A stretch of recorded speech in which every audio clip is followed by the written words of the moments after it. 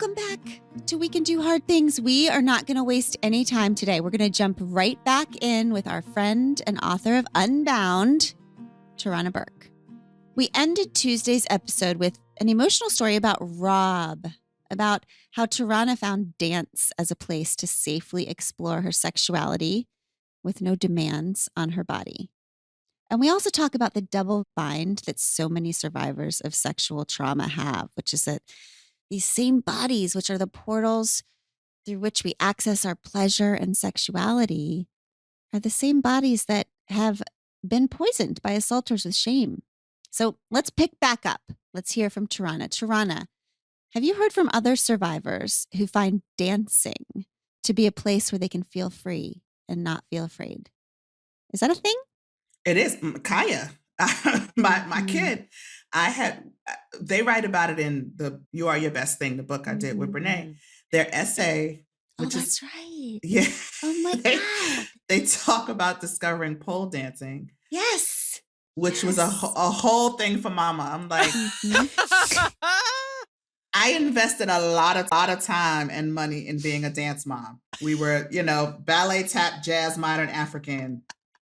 Where did poles come from? Yeah. So it's like they added their own category. That pole. You didn't have it in the original plan, but no. And I cycled through all the emotions that a lot of parents would at first, like, what? But I remember I had to go to Barcelona for an event in 2018 or 2019.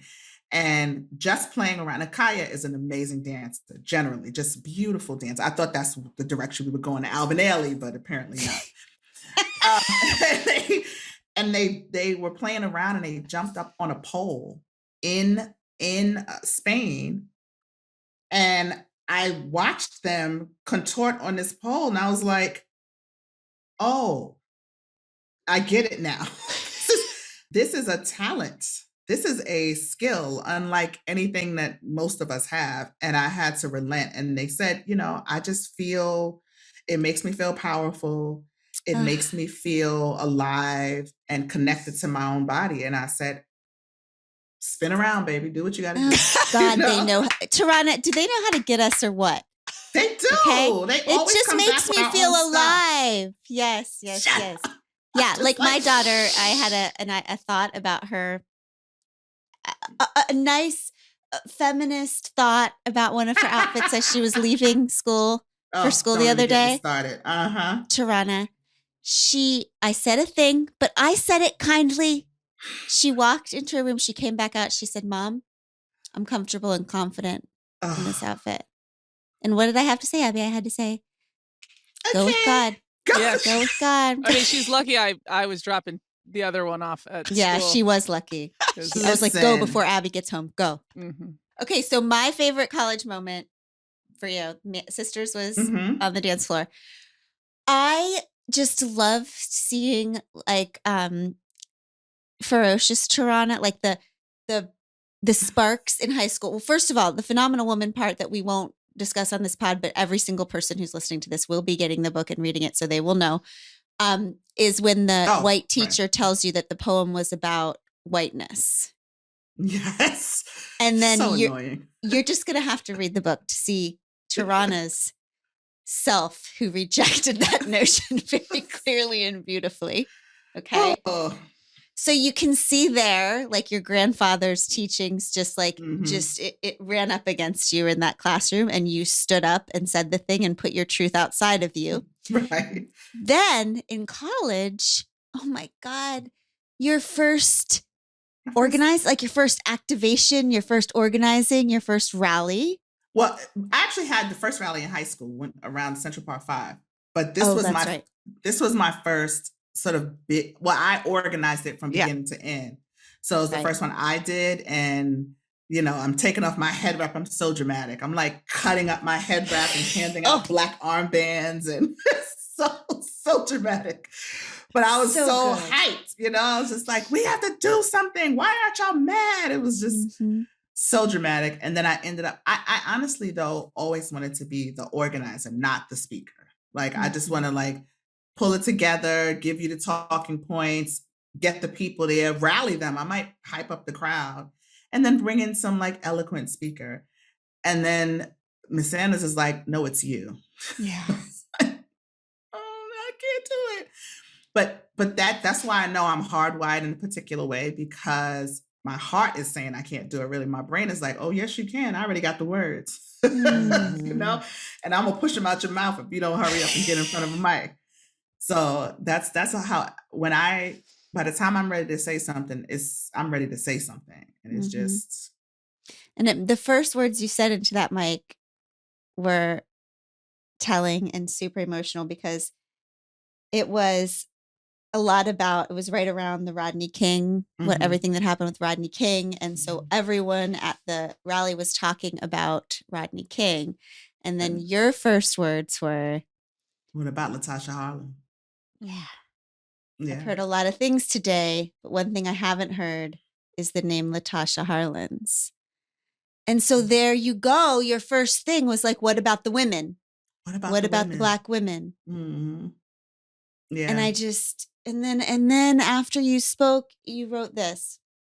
I had set out to reinvent myself, but it turned out that I didn't have to start from scratch. I just had to dust myself off because the best parts were already there. Glenn, your face. It's so damn good. This book is so good.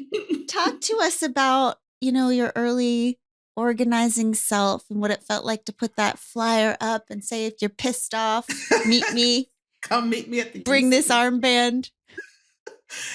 It felt good. It felt, when I started organizing in high school, I realized a thing like, one, I can speak. When I speak, other people will listen, which was fascinating. I was like, huh. It's so funny right now. People from high school, like, write on my Instagram post, I remember in high school, you was the same way. So nobody's surprised. No, people are like, yeah, because anyway, so I learned that early in high school, and I was like really kind of addicted to that. It's like for the social justice reasons, of course. But I think beyond that, it was like another thing to kind of pour my energy into, right? And I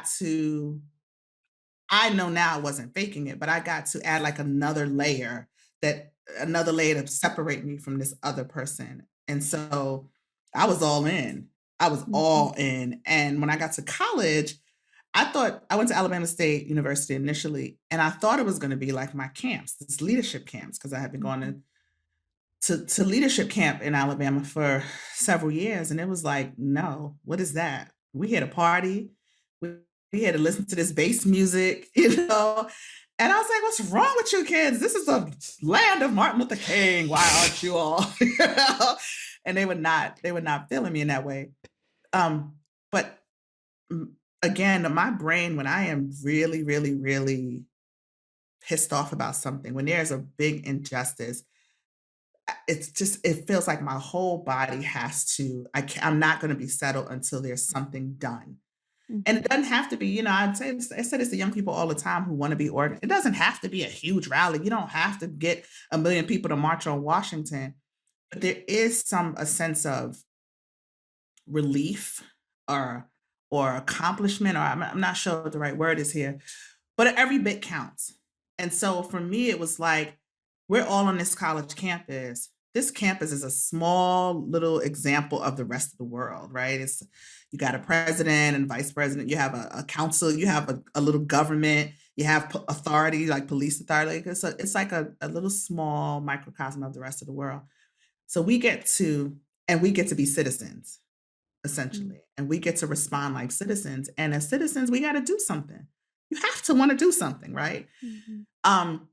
It was also a big lesson in everybody doesn't want to do something. So it's like, you may feel like that, Tarana. We don't. And it was a lesson in because I was around more like-minded people before, and now I was in a different situation. But it also tested what organizing is about. So no, you don't come automatically just because I said like a Pied Piper.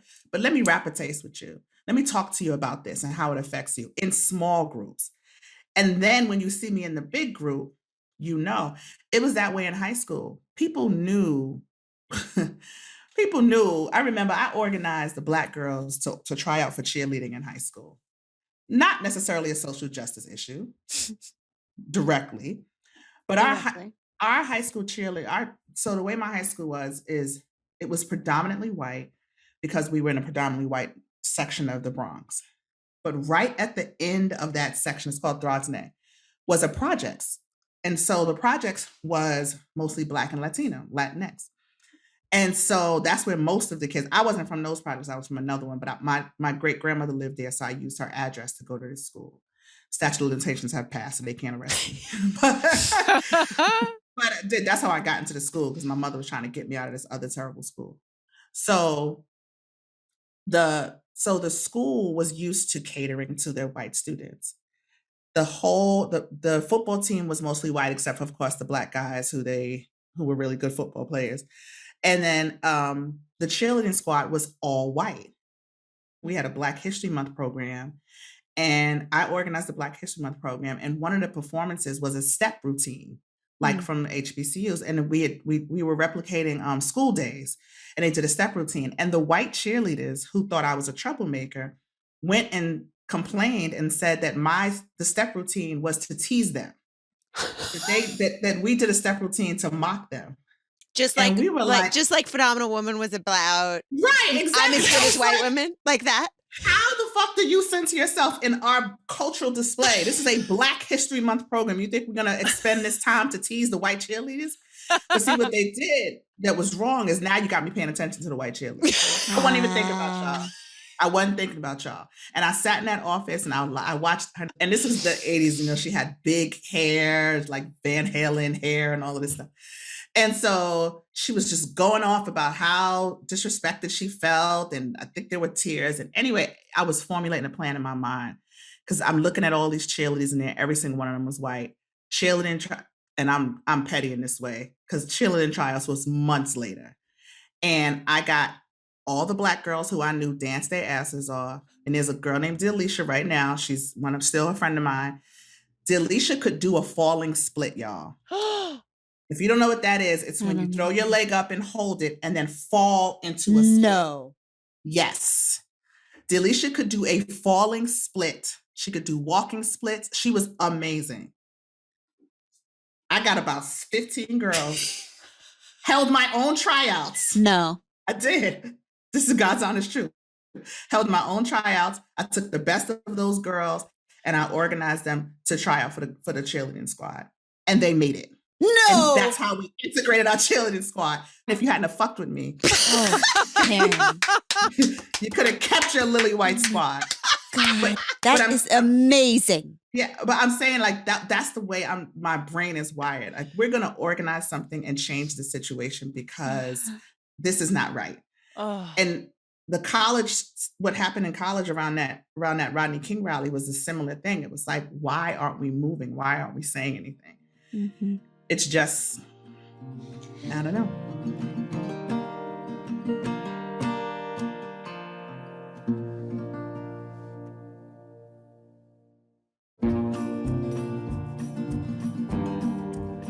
Oh my God. Okay, so you graduate from college. Kind of. You're ish. Well, so did we all the rest of us did ish too. You left college. I still haven't graduated. Yeah. Abby and I always say we left college. Yeah. They, I was like, they I asked us left. to leave. Or I finished. Yes. Right. I am done. I I'm left. done. Right. So you were done with college and then Right. Mhm. you went and your work in the world started. Okay. Yes. And this began with you started these amazing programs, were part of programs that were about creating space for girls to share their stories and lives. Mhm. Can you just tell us about Heaven? Oh, heaven. Oh, so, I had a thought last night that I wonder if I should have used her real name so she would know exactly who I'm talking about. Because I've been using an alias for so many years. Even before Me Too, I was using the alias. But Heaven is a little girl who I met doing this work who came to one of our leadership camps. And in 21st century, our leadership camps are the core of our work, right? The young people, I went through them. Young people come 3 times a year and get leadership development training. And she was a part of a chapter, but not, she came with a chapter, but wasn't a part of that chapter. And she came off the bus. I mean, you read in the book, she came off the bus wilding. Like, and you can spot them, like this one is getting ready to be a hellion. This is getting ready to be a handful for me all week. And I did with her what was done with me and what was done with other people. It's like, in 21st century, we wrapped young people in love, right? That was the adults, we had discipline, but even our discipline was like, there's a disciplinary committee made up of your peers, your young people, and they decide, and everything was like fair and equitable and blah, blah, blah. Mm-hmm. And so I wanted to give that to heaven. What's really important though, is that I'm 22. There's a couple of things. I'm 22 at this time. I have not really started doing this work, like not just the work around sexual violence, but even on myself. I had not really dug into like healing. I don't even know if I had that language yet, right? I was just still trying to figure it all out. And I meet this baby and I'm giving her what was given to me. I love you. I care for you. You can trust me. And this moment comes where she puts me to the test, essentially. She's like, oh, you love me? I can trust you? Well, here, I need you to hold this for me. Mm-hmm. And she begins to privately tell me about being molested by her mother's boyfriend. And the thing that so by this point, you have to know, I don't talk about my stuff at all. Mm-hmm. People in the camp, when I was younger, had talked about theirs and had come forward. None of it compelled me to be like, oh, me too. Nope. I was just like, wow, that's really messed up, and I would just be quiet. And so now I had this little child who was as courageous as people accuse me of being in real life. She did what you're supposed to do, right? She believed.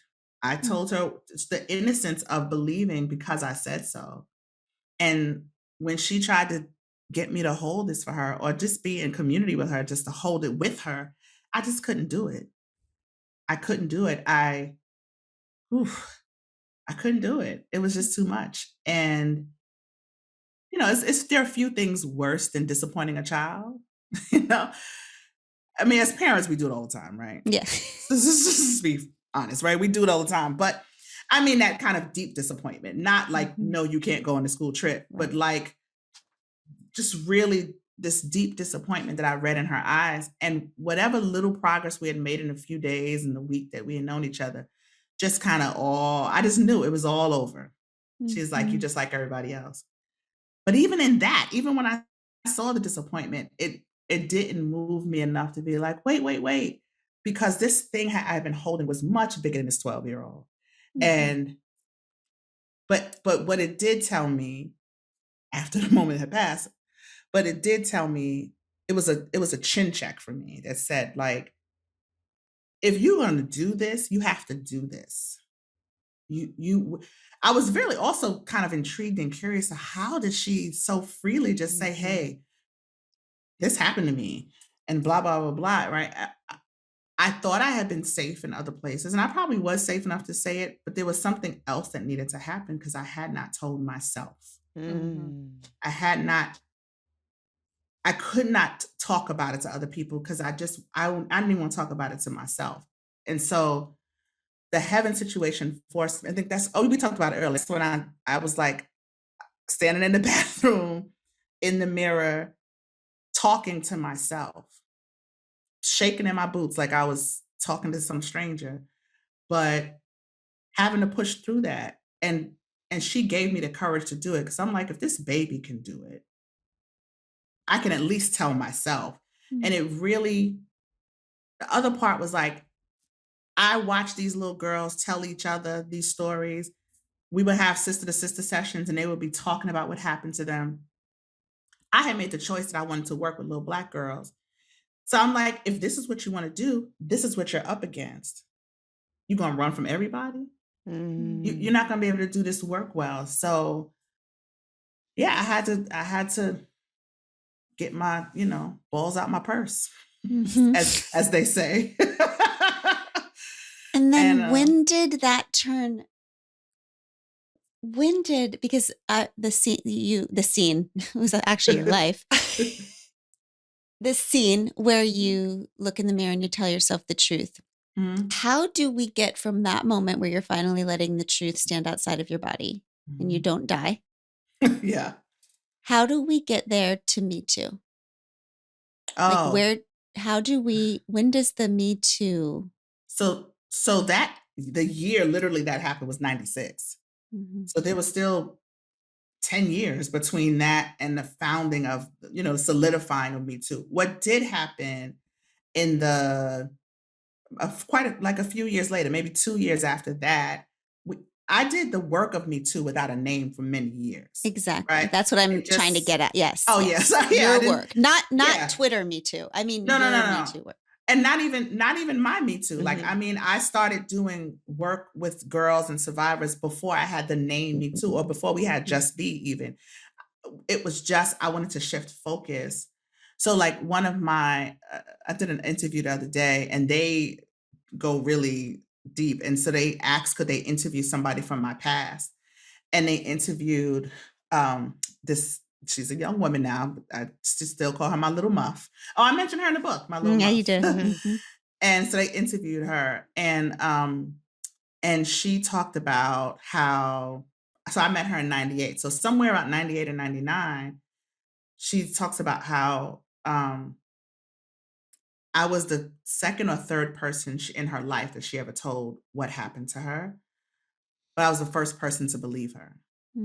And what we were doing then, I was trying to also be a little more responsible in the Sister to Sisters. So we created space for her and talked her through, what she had experienced and told her all the things. You're not alone. So I'd started doing that kind of work. But for me, it was still part of the leadership development, right? It was still part of being responsible in doing the leadership development. Fast forward maybe to about 2002, 2003, we started Just Be Inc., which was the organization that started for Black girls, Black and brown girls. It was not all Black girls in it. And that was amazing. And it worked so well. And we started with high school girls and we took them through rites of passage and it was wonderful, but we still kept running into sexual violence all the time. And the truth is, whenever we gathered a group of girls or a group of women together, it reared its head some kind of way. There was and a lot of times with my girls, it wasn't confession, it wasn't disclosure, it was just stories, it was just happenstance. And that's why my very first workshops were about giving them language. I had a situation with one of my 7th graders who, my program was middle school. It was high school and then we moved to middle school. And I happened to stay late at the school one day. And one of my middle school kids, 7th graders, are standing outside. I'm standing. I said, who are you waiting for? And she's like, oh, I'm waiting for my ride home. We're just chit-chatting like normal. She said, I'm waiting for my boyfriend. And then I'm thinking it's some little kid going to ride up on a bike, some scrawny little 7th grader, is going to come rolling up. And a car pulls up. And what I am clear is a grown man is in this front seat, some 20-something-year-old grown man. This is a 12 or 13-year-old kid. And so I'm like, this better be your uncle or your brother. And she's like, it turned into a whole thing because I had to send him off and like threaten him within an inch of his life. Stay away from these children. It was a whole thing. But you know what? The next day when we were back in school, she was hot fire burning mad at me. You in my business. That's my boyfriend, blah, blah, blah. And nobody had ever said, just in a very clear way, this is statutory rape. This is the definition of it. This is the definition of molesting. Like nobody had ever given them language. And I often talk about like, the importance of language, we cannot underestimate that. When Kaya was a baby, I tell this story about how when Kaya was a baby, I rushed them to the hospital once because they had like 102 fever and I was, a young mom and I was like, oh my God. And they were fine. But Kaya being the inquisitive child, they were like 3 years old, was like, why are we at the doctor at the nighttime? Like, what's the matter? And I said, you were sick, you had a fever, and I tried to explain it. For like months after that, every time something happened, Kaya would stub their toe and say, "Oh, mommy, I have a fever in my toe." Or they would get a scratch and say, "I have a fever on my arm," right? And it was so adorable. But the reason why I think about it is that because they didn't have the language to describe the actual pain, what was actually happening to them. So they used whatever language was available. And that's what my girls did. They didn't have the words. I don't know that this 12-year-old was comfortable in whatever position she was being put in by this boy. But does she have the language to explain to me that I'm uncomfortable, I don't like it, or I think that I have to do something like this? So that work started off trying to fill in the gaps. Yes. You Let's talk fill in the about that gaps. so much and so beautifully in the book that nobody was saying the thing to you. Everybody is this open secret talking around him. Is he messing with you? Is someone messing with you? Yes. Is someone bothering you? Is he, Right. but never like this, Just say this it. might happen and this Right. is wrong. And this is And if saying it does, just say it. And if it's already happened to you, you're okay.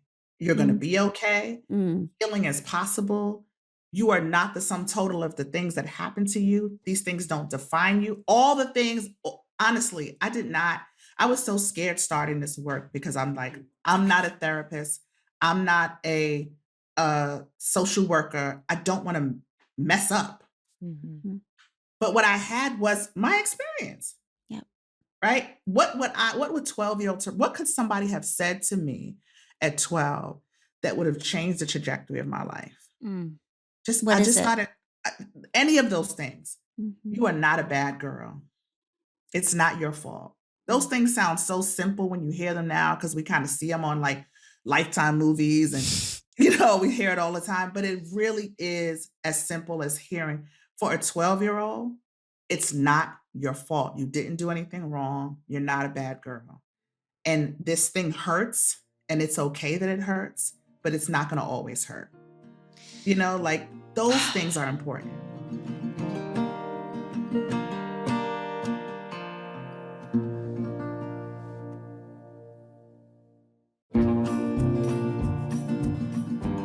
You said something to Kaya that my sister is now saying to Alice at night. Can you talk about that for a second? We're going to have to let Tarana go in a little bit, but I want to end by talking about Kaya and you and mothering and how we are mothered by our parents and everybody does the best they can. And I am utterly obsessed with this one thing you talk about when it comes to motherhood, which is capacity versus desire. You say, "There is no question that self-hate severely limits one's capacity to love fully and wholeheartedly. Capacity and desire are not the same thing, especially in discussions of love. I was an adult with a child of my own and a trail of mistakes behind me before I could say with certainty that my mother loved me.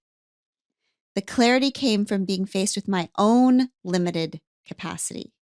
No matter how deep my desire was to love my child, I was still encumbered by the ghosts I had tried to bury." Can you talk to us? Abby and I have talked this to death now. Can you talk about how we can have the desire, but not the capacity, and how those are two things that can exist at once? Absolutely. I think they often exist at once, right? And I think what happens is that either people conflate them or they don't acknowledge that they're both existing at the same time. And we set our expectations based on desire, not on capacity. And it often leads to deep disappointment. It's expected as a child, right? And the reason why I added that part in is because I didn't want to just spill about what my 12-year-old mind understood about my mother and our relationship and the decisions she made. I may never understand the decision she made or why the posture she took, but I do understand that had to come from a place of limited capacity. She gave what she could in that moment. I've been in that position where I'm even clear that my child needs more than what I'm giving, but I just literally don't have it. The difference is that because of my experience with my mother, I was determined with Kaya to expand my capacity, to figure out what I need to do, what therapy I need to go to, who I need to talk to, what I need to change in my life to give me more capacity. But the reality is some people just don't have it, no matter what you try to do. It's like trying to, if you have two people and one is an 8-ounce cup and one is a 12-ounce cup, it does not matter how many times you pour over and over again. You can't fill that cup. Mhm. You just can't. So I think it was so helpful to me, and I think other people have said this too, it's been helpful to them to frame this, to reframe my understanding of my mother. My mother did everything she could for me. Mm. Everything. I don't know the traumas that she went through. I have some idea. I don't know how those things impacted her. And I also know that generation was not privileged to have what we have. Mhm. So I'm laughing and joking about The Secret and the Young and all the rest of that. But we are the self-aware generation, right? We're the generation that grew up with those things, that know that we have to, I should probably take a step back here. Let me take a beat. Am I being this? Like we ask Mhm. ourselves these questions as almost second nature. My mom's 71.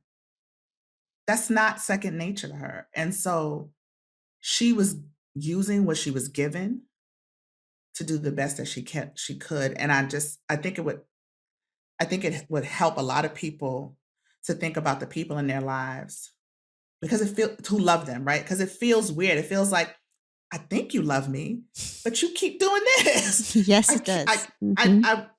you say you love me, and I'm not talking about abuse, right? I'm not talking. I think there's some real clear lines that we can see the difference in. But in some of these relationships that feel complicated, and the other part is when you find out that somebody has limited capacity, it doesn't mean you have to stay and just put up with the capacity they have. It just helps to settle your spirit, right? To be like, oh, I get it now. I still got to separate myself from you because you just cannot meet this capacity. But I understand. I get why. For me and my mom, it was what allowed me to build on our relationship and approach and like engage her from a different place and level set my expectations. Yeah. It was life changing once I kind of got that realization. And then allowed you to not take it personally. Yeah, anymore. I don't. It's not about you. Mm-mm. Sister, let's end with you telling Tarana what we decided that all of our little ones need to hear forever. Well, I just thought it was life-changing for me to hear what you said to Kaya when you were reaching out to them to share with you, and when you said, baby, there is nothing that you can ever say to me that will separate you from my love. And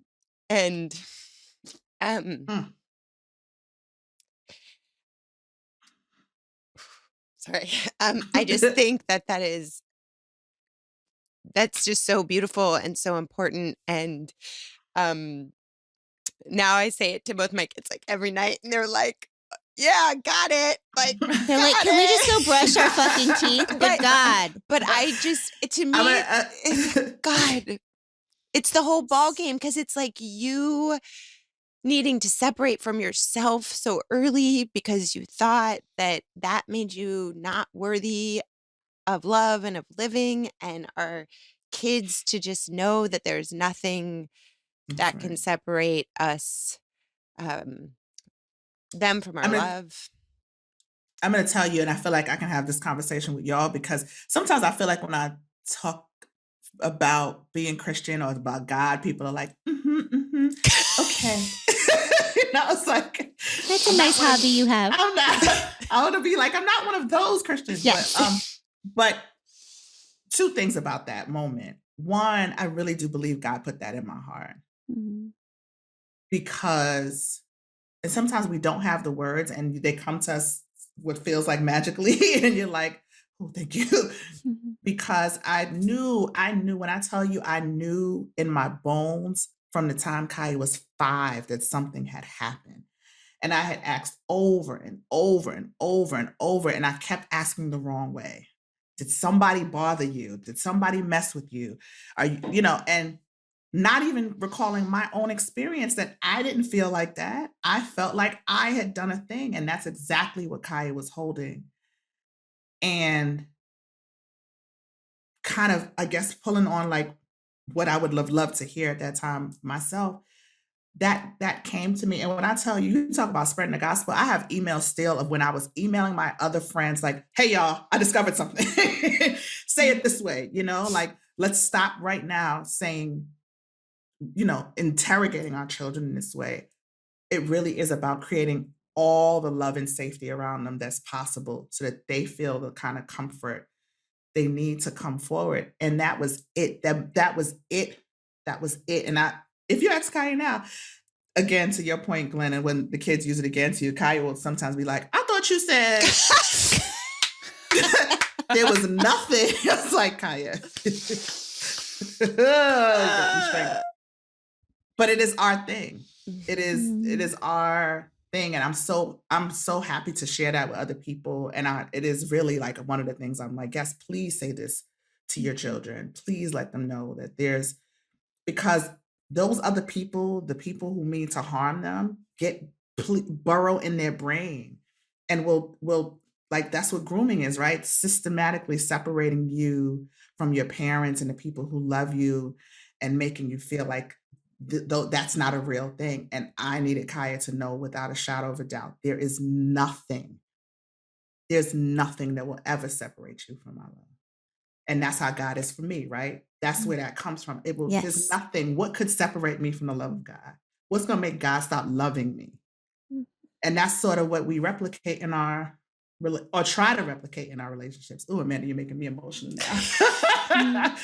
But yeah, I'm so glad that part resonates and you share that with your children. And I'm going to tell Kaya's going to get a kick out of that.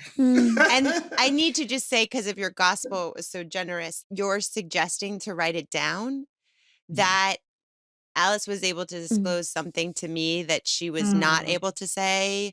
It is outside of this particular thing we're talking about, but a traumatic thing for her that she couldn't say because of your writing down. Inviting your kids to write it down if they can't say it out loud with the words. I mean, those two things are going to save a lot of people, give a lot of people life. So thank you for that. Tarana, you are a fucking miracle. Yeah. Seriously, like, you have changed, not to center myself or my two beautiful hosts on this show.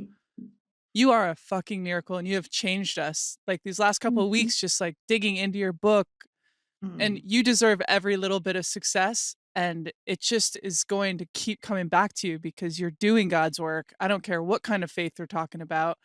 I love you so much. And I just you've opened up so much of my eyes, and just sharing your story is giving us language to talk to our daughters and by the way, our son about some of this. That's right. You are just a fucking miracle. Thank you so much for existing. And we want to say to all of our beautiful We Can Do Hard Things, your next right thing is to get this goddamn book. Yeah. Okay. I don't know what else. It has to be on your shelf. It has to be. And also, you need to have it on hand when someone comes to you who shares with you and you don't know what the next right thing is. The next right thing is to have Unbound. The next right thing is to put it in people's hands. Tarana, I've said this to you, but I imagine all of the little Black girls who I know you wrote this book for, you're their Maya Angelou now. Like, they're seeing you and they're seeing your pain, but they're seeing your joy. I hope so. We love you so much. I love you all. I do. I can't tell you how much I appreciate just the kind of support and even just the freedom to have this conversation, because I can't have quite this conversation with everybody. So I appreciate it so much. I really do. Go rest. And please give Kaya a big hug for us. I will. I love y'all. Love you. I love you. Unbound, people. Unbound. Get it. Bye, y'all. Bye. Bye, everybody.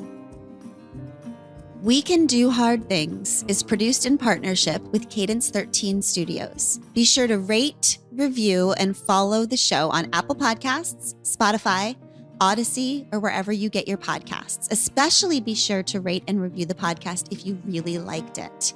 If you didn't, don't worry about it. It's fine.